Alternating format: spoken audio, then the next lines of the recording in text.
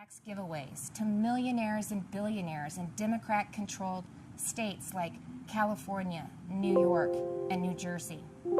But that's what the Biden administration has been pushing for over the last year, and that's all part of Build Back Better.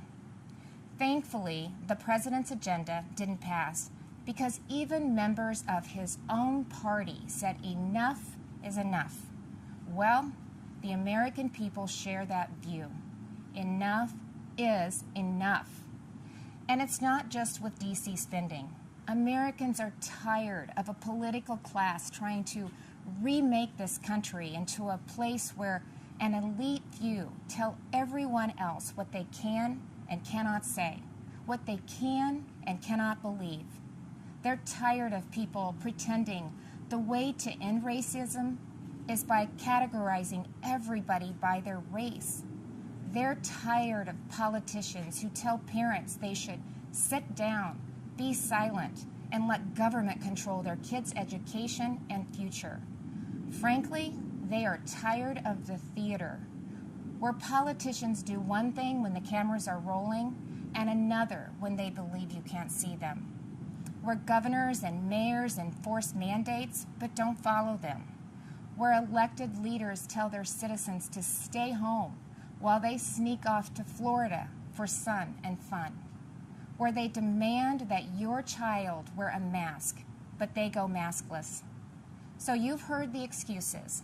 They were just holding their breath, but it's the American people who are waiting to exhale, waiting for the insanity to stop.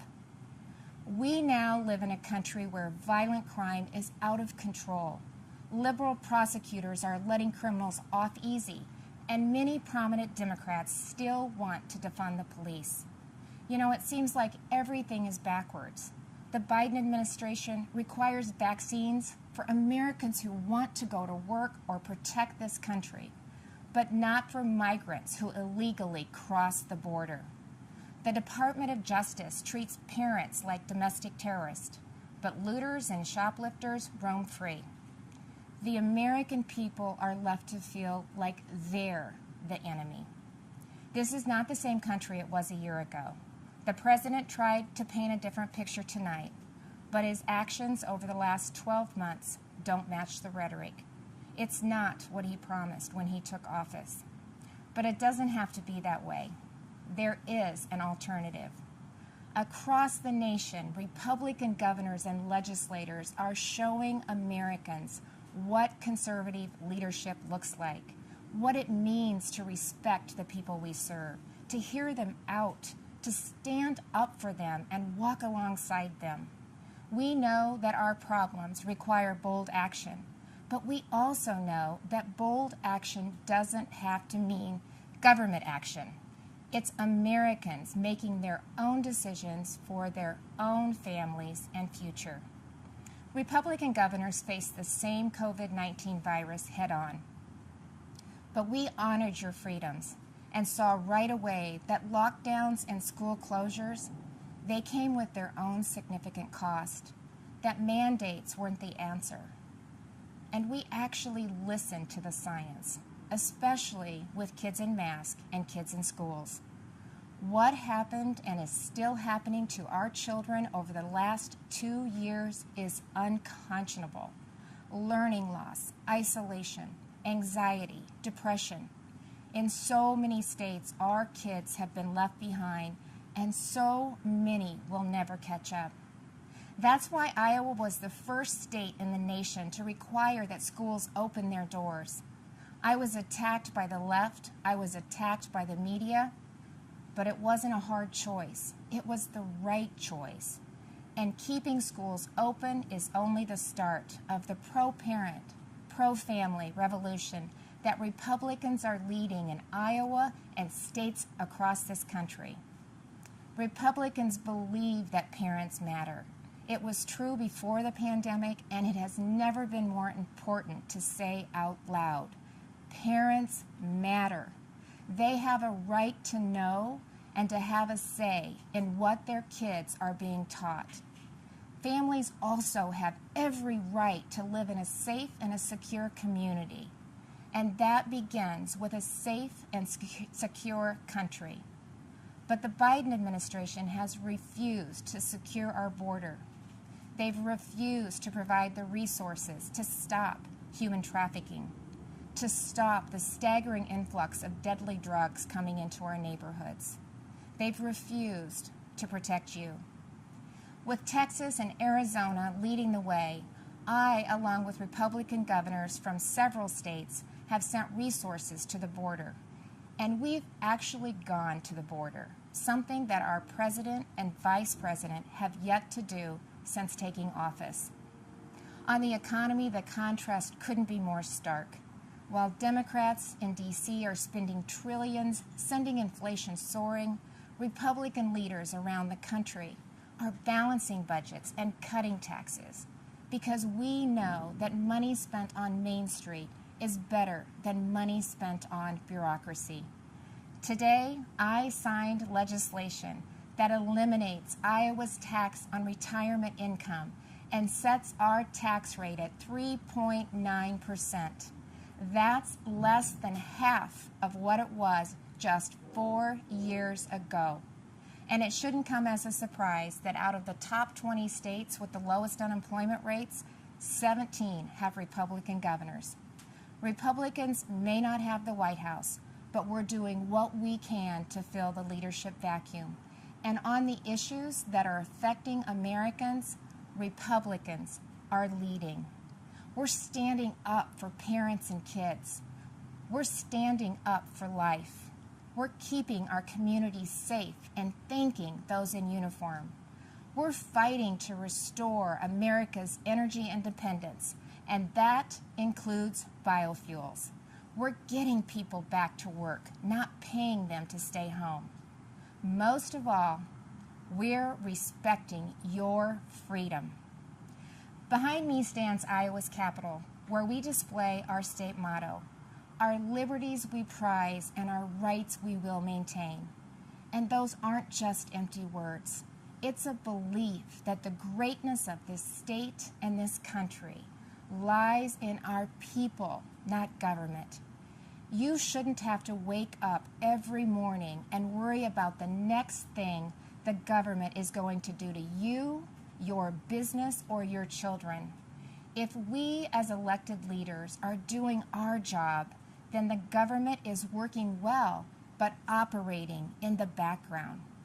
It's supporting the ingenuity and spirit of our people, not drowning them out. It's keeping them safe, not restricting their freedom. That's what I believe, that's what Republicans believe, and that's what Republicans are doing. I am so blessed to be the governor of Iowa, where people are humble, hardworking, and patriotic. We take care of each other. And yes, we are, as they say, Iowa nice. But you don't have to be from Iowa to see that those are the values of America at its best, all of America. Over the last few years, I've put my faith in Iowans, and they haven't let me down.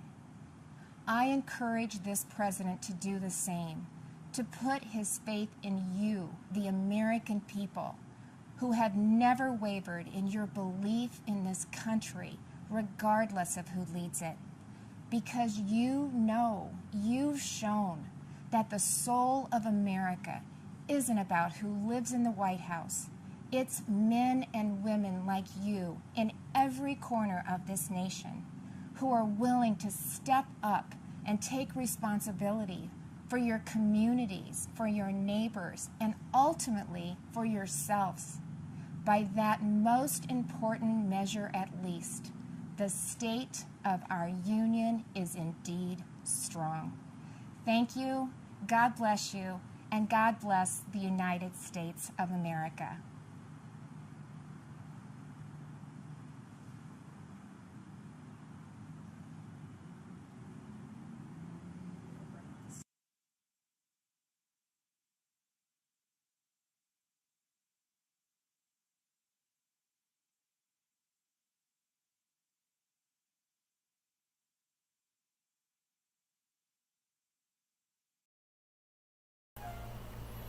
Thank you all for tuning in. Don't forget to like and share. Go to politidic.com and click that support button. All proceeds go right back into making sure we can get more of these out to you. I guess the Senate there, the Progressive Party is also putting on one right now. Give me just a second. Let me see if I can find something for us here. Just to hold on for just 1 second.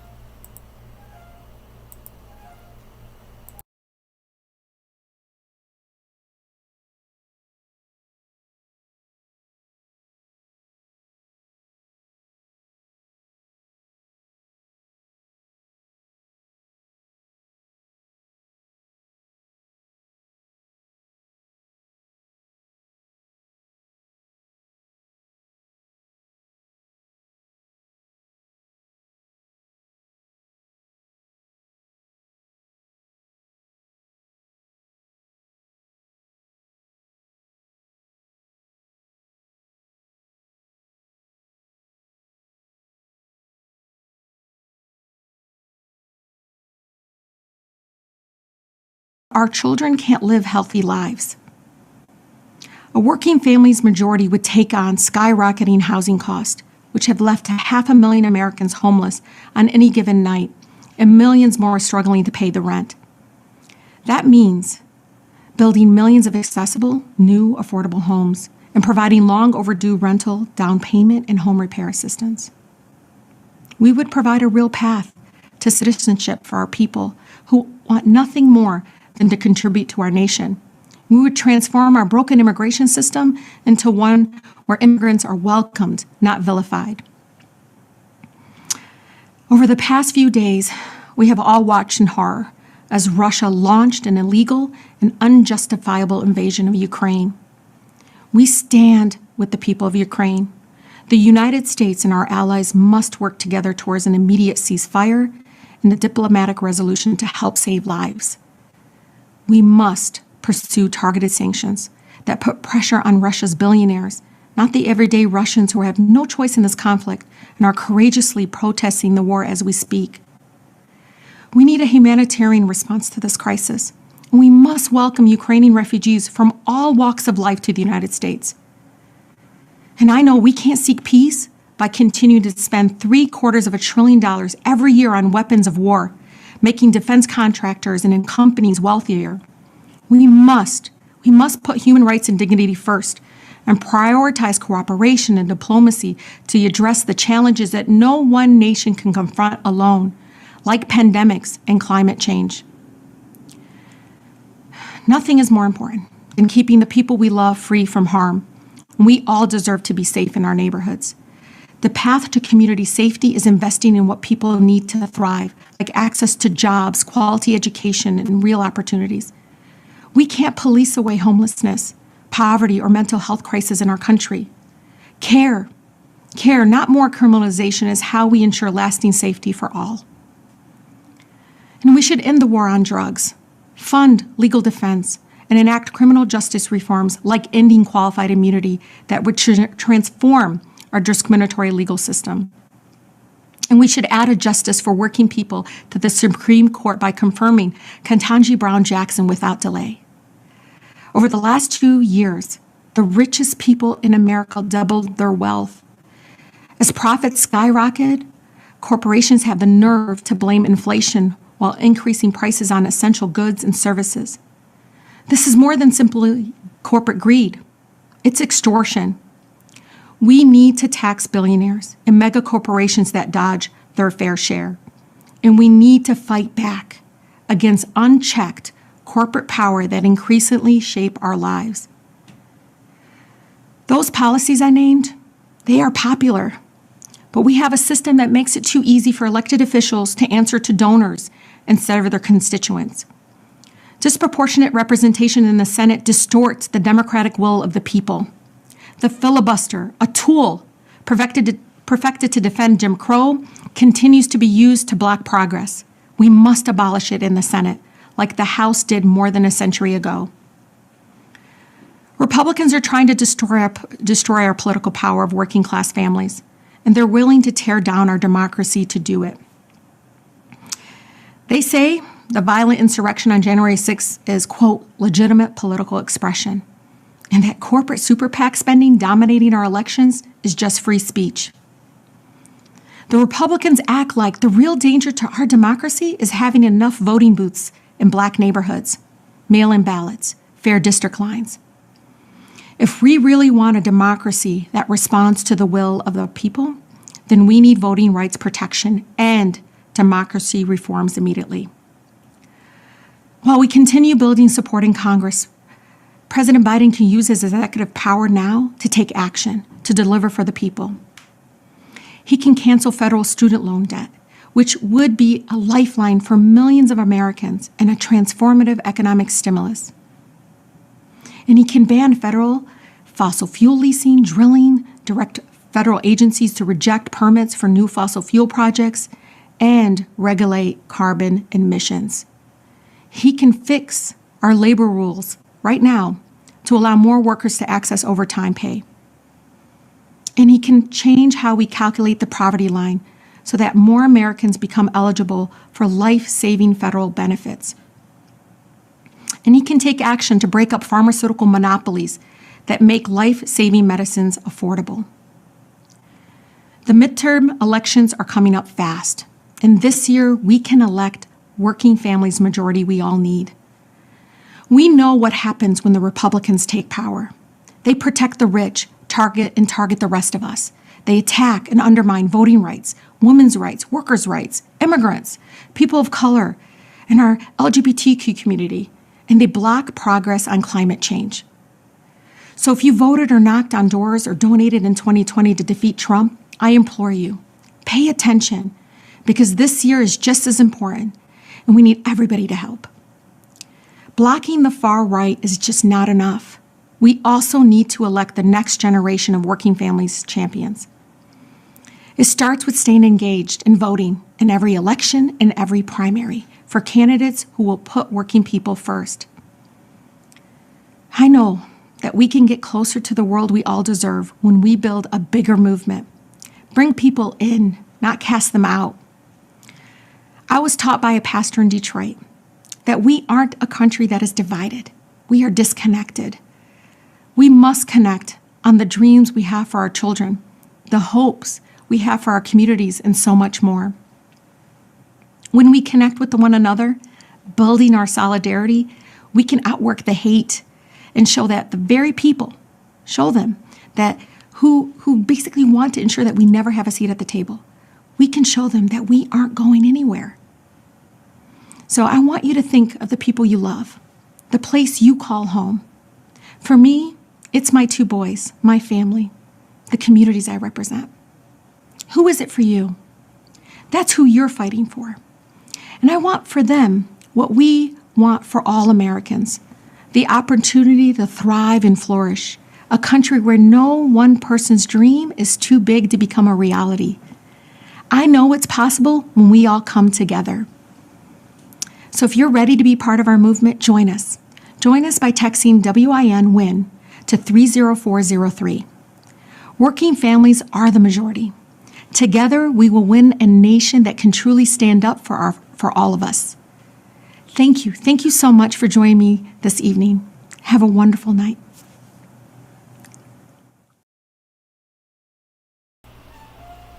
Wow, I am so sorry for that. I wish I never would have went there. That was just absolutely, oh my God. That was worse than listening to what Brandon had to say. My bag that was already full is now overly full. I do apologize for that. You guys all have a great evening. Like and share this video. And don't forget to go to politidic.com and click that support button and help us do more. Thank you all for tuning in tonight.